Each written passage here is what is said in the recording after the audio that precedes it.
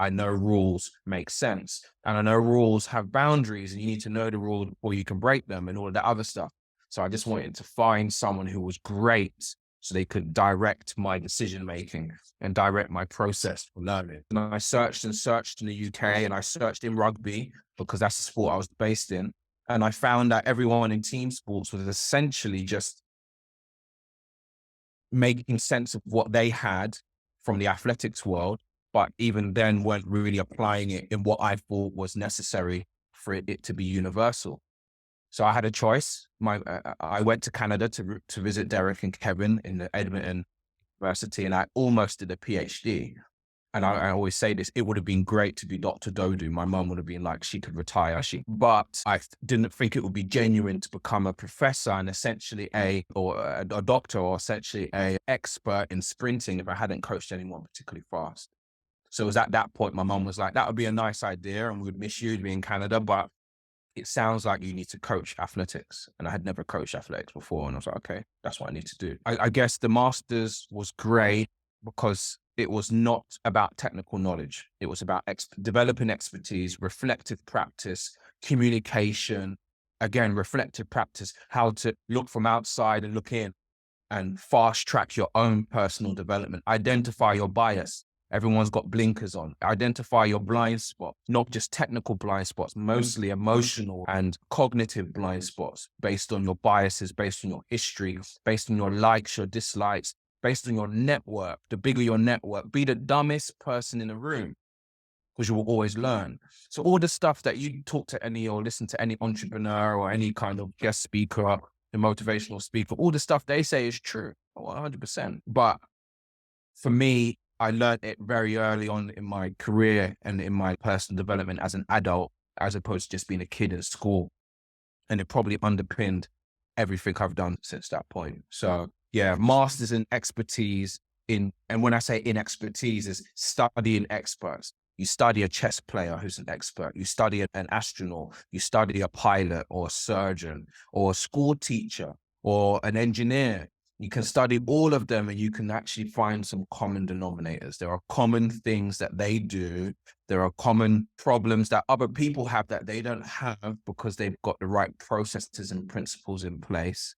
And even though a lot of it is to do with technical knowledge, heuristics, simple rules of thumb, creating skeleton keys is another way of putting it. But there's also this psychological, emotional part where they are in search of the truth as opposed to their truth, as opposed to what they want. Really is what this true scientific method really should be, right? Where you're not bringing your bias to the table and you're not ignoring signs that you're wrong. You're searching for signs that you're wrong. I love to debate, like me on Twitter. I'll put out and I want to hear people tell me things that I don't believe. And a lot of people will lean into the people that are supporting their rhetoric. And that's nice. It's good for the ego, gives you a boner, makes you feel good. But actually, I learn best if I find especially if they're smart, especially if they're good at what they do and they don't agree with me or they have a different perspective, I lean into those guys. I will go back and forth, ask them open questions. If they think it's confrontational, because it's in Twitter, I'll DM, I'll email, I'll Zoom. Like those are the people that I want to talk to, because if you're smart and you don't agree with me, I want to know why, because you could have that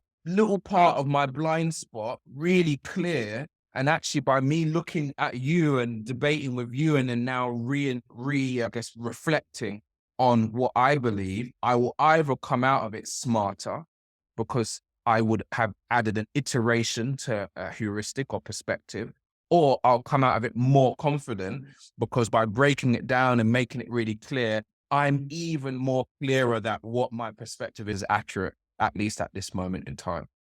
And that is I didn't know this at the beginning, but I learned that can be a challenging thing for people, because the process of that, you have to be vulnerable and believe that maybe the past 15 years of doing something, you could have been wrong at some point.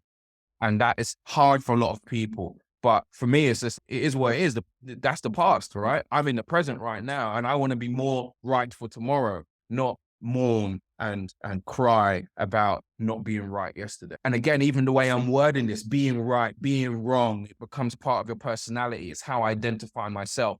It's not about that. It's in search of truth. It's in search of being better. It's in search of being more clear. It's in search of just, I guess, the unattainable, perfect perspective.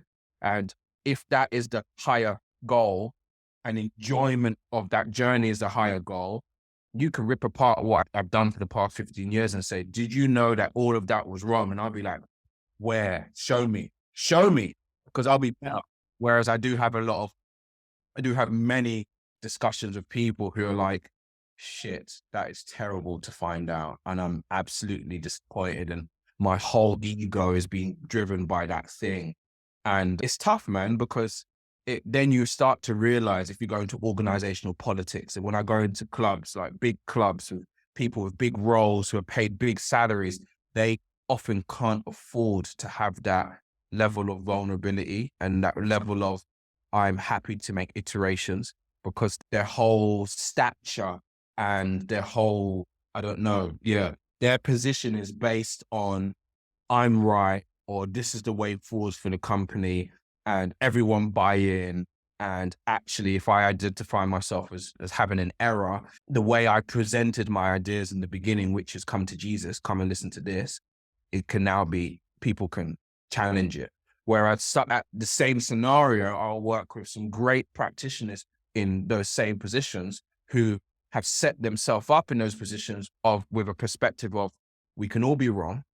And actually, and to answer this or to describe this, I'll change topic. There is some research on Fortune 500 companies and successful ones versus companies that go bust with the same kind of investment in the early doors.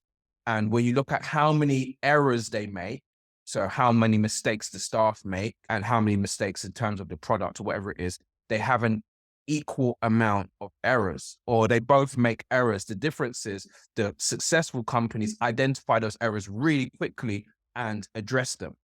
They invite the errors. They invite the employees to identify where they've made an error, and they address the error together and they move forwards. These other companies would hide the errors. The employees would think they will be marked down or lose their jobs. So they would hide. And then those errors, if you build a house on shoddy ground, it's going to fall down at some point, right? So if there are errors hidden in your code or hidden in your processes and no one identifies, you build, it's going to come crumbling down, right?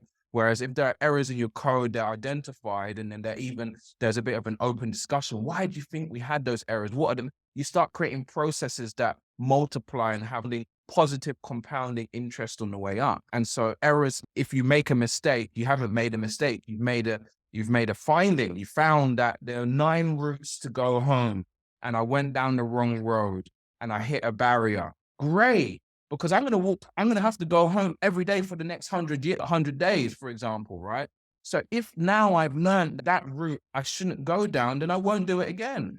And I'll tell my mom, and I'll tell my mates, and I'll tell my friends, and I've learned something. I could cry because today I added an extra 15 minutes to my journey home. Or I could be happy because now I've learned and that happiness about creating errors is something that I think is critical in great learners.